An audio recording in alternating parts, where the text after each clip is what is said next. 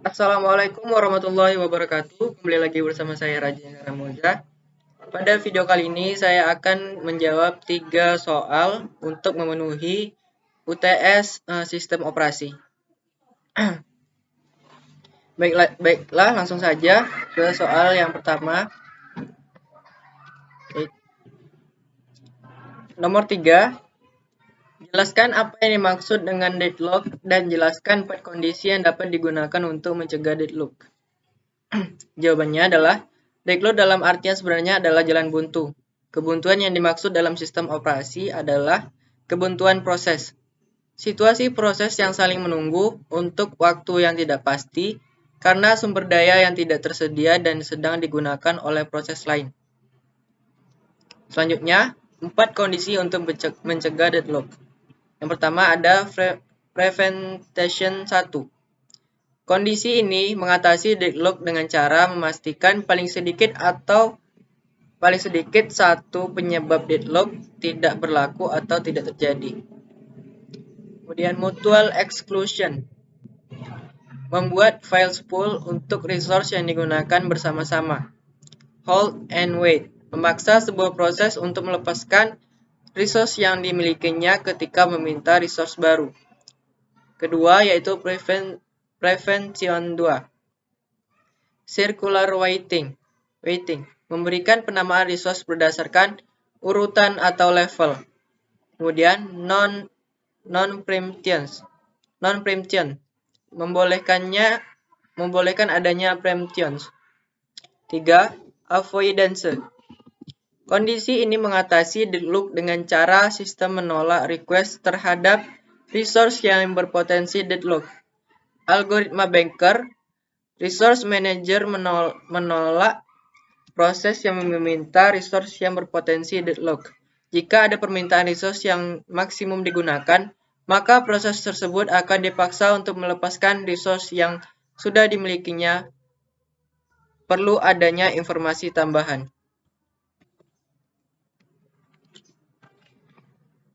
Kemudian yang selanjutnya, yang keempat, detection and recovery. Kondisi ini mengatasi deadlock dengan cara membiarkan deadlock terjadi, lalu mendeteksinya, kemudian melakukan recovery, algoritma ostrich. Tindakan recovery yang dilakukan adalah melakukan preemptions, membuat checkpoint untuk rollback, lalu membunuh proses yang prioritasnya kecil. Selanjutnya soal nomor 4. Nomor 4, yaitu terdapat snapshot proses dari suatu sistem. Sebagai berikut tabelnya. Kemudian tentukanlah bagaimana isi matriks NET. Kedua, apakah sistem dalam state selamat? Ketiga, jika proses P1 meminta 0541, dapatkah permintaan dipenuhi segera? Oke, kita lanjut. Bagaimana isi matriks NET? P0 sama dengan 0021 dikurang 0021, yaitu hasilnya 000000. Ini sendiri adalah hasil dari pengurangan max dengan allocation. Ini dia, kemudian dikurangi. Lanjut, yaitu P1, yaitu 0750 dikurang 0100 sama dengan 0650. Lanjut, yaitu P2, 1652 dikurang 1632. Maaf, ini salah, ini terbalik ya. Seharusnya 1652 dikurang 1632, yaitu hasilnya 0020. Lanjut, yaitu 2356 dikurang 1354 sama dengan 11002. Lanjut, yaitu P4, 0750 dikurang 0050 sama dengan 0700. Apakah sistem dalam state selamat? Sintaks safety pada banker algoritma adalah if atau jika need kurang sama dengan available, maka available baru sama dengan available lama ditambah alokasi. Kemudian apabila proses ini salah, tidak memenuhi syarat, maka akan melanjut ke proses yang selanjutnya. Itu yang pertama ada P0, 0000 kecil sama dengan 1250. Apakah benar? Ya, benar. Maka proses dilanjutkan yaitu 1250 ditambah 0021 sama dengan 1271. 0021-nya dari sini, kemudian 1250-nya dari sini. Oke, kita lanjut. P1, 0650 apakah kecil dari 1271? Ya. Maka prosesnya bisa kita lanjutkan, yaitu 1271 ditambah 0100 sama dengan 1371. Oke, selanjutnya, apakah 0020 kecil dari 1371? Ya, maka proses akan bisa kita lanjutkan, yaitu 1371 ditambah 1632, yaitu hasilnya 3003. Kemudian kita lihat 1002 apakah kecil dari 3003? Ya, maka proses bisa kita lanjutkan, yaitu dengan nilai available baru, nilai available-nya ditambah dengan nilai alokasinya, yaitu 3003 ditambah 1354 sama dengan 4357. Selanjutnya adalah P4. P4 0700 kecil sama dengan 4357. Apakah benar? Ya, benar. Maka proses akan dilanjutkan dengan new available atau available baru sama dengan 4357 ditambah 0050 sama dengan 4407. Maka nilai hasil akhir available-nya adalah 4407. Maka sistem dalam keadaan state selamat dan memenuhi kriteria safety. Urutan eksekusi proses adalah P0, P1, P2, P3, dan P4. Jika proses P1 meminta 0541, dapatkah permintaan dipenuhi segera? Yang pertama syaratnya adalah request kecil sama dengan need. Apakah benar? Ya, benar. Dan selanjutnya syarat yang kedua adalah request kecil sama dengan available. Ya, maka akan dilanjutkan, yaitu syarat yang selanjutnya adalah available sama dengan available dikurang request. 1250 dikurang 0541 hasilnya 0709.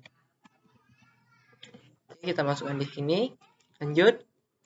Allocation sama dengan allocation ditambah request. 0100 tambah 0541 sama dengan 0641. Selanjutnya, apabila terpenuhi, maka kita bisa lanjutkan prosesnya, yaitu need sama dengan need dikurang request,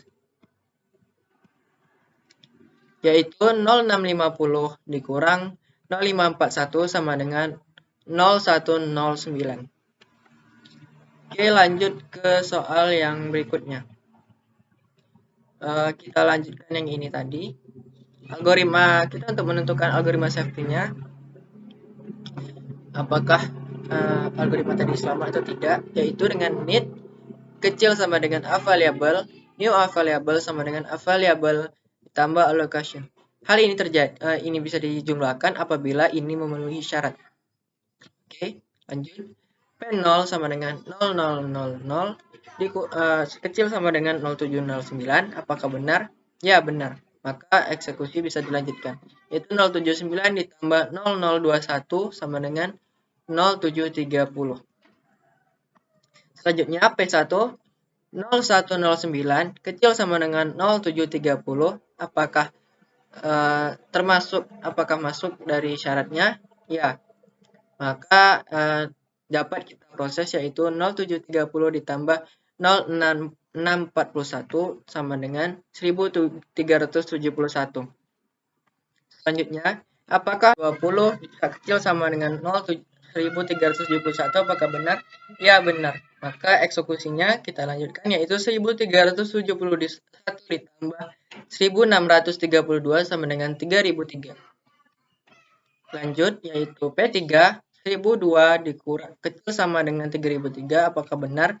Ya, benar. Maka akan dilanjutkan, yaitu 3003 ditambah 1354. Yaitu ini dia, 1354 atau allocation-nya. Sama dengan 4357.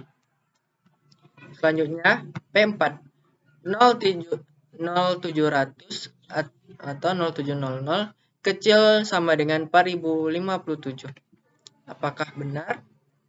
Ya, benar. Maka eksekusi kita lanjutkan, yaitu dengan 4357 ditambah 0050 sama dengan 4407. Maka hasil akhir available-nya adalah 4407. Maka sistem dalam keadaan state selamat dan memenuhi kriteria safety. Urutan eksekusi proses adalah P0, P1, P2, P3, P4. Lanjut ke soal yang berikutnya adalah soal nomor 5. Ada 4 buah proses yang datang berurutan.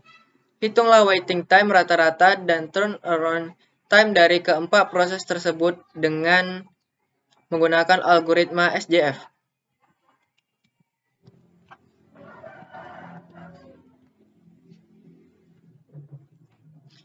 Algoritma SJF sendiri yaitu ada dua. Yang pertama adalah algoritma SJF non-primitive dan kemudian adalah algoritma SJF primitive. Untuk yang pertama ini kita akan membahas yaitu SJF non-primitive. Di sini dengan P1 sama dengan arrival time dengan burst time-nya 7 dengan arrival time-nya 0 dan P2 dengan arrival time-nya 2 dengan burst time-nya 4. Kemudian P3 sama dengan arrival time-nya 4 dengan burst time-nya 1. Kemudian P4 dengan arrival time-nya 5 dan burst time-nya 4. Jika semua proses sudah dimasukkan, maka selanjutnya adalah kita menuju ke P2, yaitu kita lihat dengan di sini ada yang burst time-nya paling kecil, yaitu dengan P3. Kemudian kita lanjutkan P3, proses P3 dengan P2 dengan arrival time-nya 8. Di sini terdapat P2 sama dengan 4, burst time-nya 4. Kemudian P4 sama dengan 4 juga. Maka karena sama, jadi kita ambil aja yang atas, yaitu P2. Kita teruskan, lanjutkan. P2 dengan di sini ada arrival time-nya 12 dengan prosesnya P4 sama dengan 4 juga. Maka kita lanjutkan lagi dengan P4 sama dengan 16. Dan di sini adalah waktu tunggu SJF. P1 sama dengan 0 sama dengan 0. Ya di sini langsung dia karena waktunya singkat. Kemudian P2 8 dikurang 2, 8 ini dikurang dengan waktu tunggu ini 2 yaitu sama dengan 6. Kemudian P3 yaitu 7 ini dikurangi 4 sama dengan 3. Kemudian P4 12 dikurang dengan 5 sama dengan 7. Kemudian kita jumlahkan 6 ditambah 3, kemudian ditambah 7 sama dengan 16. Kemudian kita bagi 4 dengan sesuai dengan jumlah prosesnya, yaitu ada 4, P1, P2, P3, dan P4, yaitu dengan 16 dibagi 4 sama dengan 4. Dengan turnaround time, yaitu waktu tunggu ditambah lama eksekusi. Di sini ada waktu tunggunya 0, lama eksekusinya 7, kemudian kita tambahkan 0 tambah 7 sama dengan 7. Kemudian 6 ditambah 4 sama dengan 10. Kemudian untuk P3-nya ada 3, waktu tunggunya lama eksekusinya adalah 1. Jadi turnaround-nya adalah 4. Kemudian P4 dengan waktu tunggunya 7, lama eksekusinya 4, berarti sama dengan turnaround time-nya adalah 11. Kita lanjut dengan SJF primitive. Jika suatu proses sedang dikerjakan, kemudian ada proses lain yang datang, di mana burst time-nya lebih kecil dari sisa waktu proses yang sedang dijalankan, maka proses lain ini akan dikerjakan dulu, dan sisa proses tadi dikembalikan ke antrian atau ready queue. Ini ada P1 dengan arrival time-nya dengan burst time-nya 7, arrival time-nya 0. Kemudian kita lanjutkan prosesnya, yaitu P1 dapat dengan arrival time-nya 2, burst time-nya 4. Nah, karena kita ambil yang terkecil, maka yang akan dieksekusi selanjutnya adalah P2 dan P1-nya akan menunggu. Nah, di sini kita mendapatkan P3 dengan burst time-nya 1, kemudian P2 dengan burst time-nya 2, P1 dengan burst time-nya 5. Maka yang kita akan ambil adalah, yang akan kita eksekusi selanjutnya adalah P3. Kemudian P3 dengan P4 burst time-nya 4, P2 dengan burst time-nya 2, P1 dengan burst time-nya 5. Karena kita mengambil yang terkecil, maka selanjutnya adalah P2 proses yang kedua, yaitu P2. Kita lanjut ke P4. Dengan arrival time 7, yang terdapat adalah P4 sama dengan burst time-nya 4, kemudian P1 burst time-nya 5. Karena kita ambil yang terkecil, maka kita akan ambil yang proses yang P4 selanjutnya, yaitu dengan seperti ini, yaitu arrival time-nya 11 dengan P1 sama dengan burst time-nya 5. Oke, waktu tunggunya adalah untuk P1 0 ditambah 11 dikurang 2 sama dengan 9. Kemudian untuk P2-nya 5 dikurang 4 sama dengan 1. Kemudian 4 dikurang 4 sama dengan 0. Kemudian 7 dikurang 5 sama dengan 2. Kemudian kita jumlahkan 9 tambah 1 10 ditambah 2 12. Kemudian kita bagi, yaitu sama 12 dibagi 4. Seharusnya 3 ini ya, tapi ini 12. Nanti saya perbaiki. Kemudian turnaround time-nya sama seperti tadi, waktu tunggu ditambah lama eksekusi. Waktu tunggunya adalah 9 untuk P1, kemudian lama eksekusinya 7. Kemudian kita jumlahkan 9 ditambah 7, sebenarnya 16 ya, ini salah juga nih, nanti kita perbaiki. Kemudian P21 sama dengan waktu tunggunya 1, kemudian lama eksekusinya 4, 1 ditambah 4 sama dengan 5. Kemudian P3 dengan waktu tunggu 0, lama eksekusinya 1, maka hasilnya 1. Kemudian P4, waktu tunggunya 2, lama eksekusinya 4, maka 2 ditambah 4 sama dengan 6. Baiklah, sekian yang dapat saya jelaskan. Semoga dapat dipahami. Lebih dan kurangnya saya mohon maaf yang sebesar-besarnya. Saya akhiri, wabillahi taufiq wal hidayah. Wassalamualaikum warahmatullahi wabarakatuh.